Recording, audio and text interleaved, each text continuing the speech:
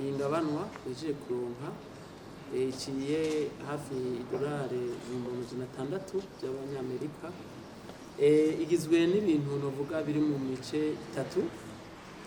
Umuco wa mbere ugizwe n'ibikoresho bije gufasha kurwanya cyakiza coronavirus, les infectants.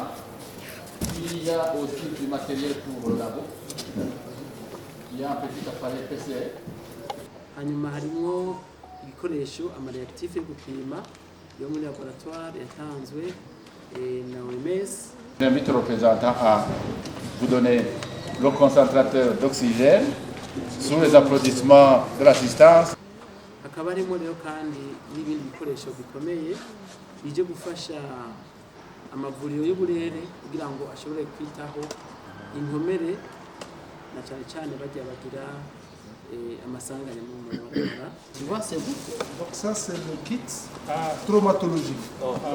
Parce que son Excellence avait exprimé le besoin de renforcer les équipes des districts, surtout pour la traumatologie.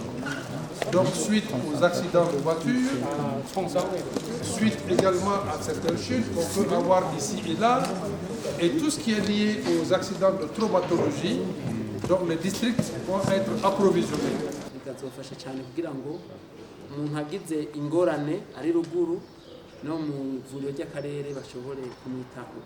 Ivyo rero turabishima cyane kuko iyo ngabire ijanye n'ibitaro by'uburere bijanye n'ingene bibazo ibikoresho byo kwa muganga bashobora gufashisha abagize ingorane zo mwibarabara bagize amaksida bitanzwe mu mfashanyo yatanzwe na Union Européenne cece kuri OMS. Ibyo rero byose turabishima kandi turashima ko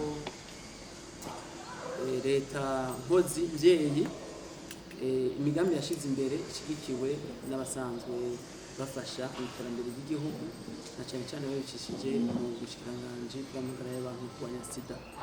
Rero turabemeye yuko ibikoresho aho guca bishikira mu mavuriro, abajeje mu mavuriro baza bikoresha neza ku neza y'abenegihugu bituba ari mu mavuriro y'abakozi.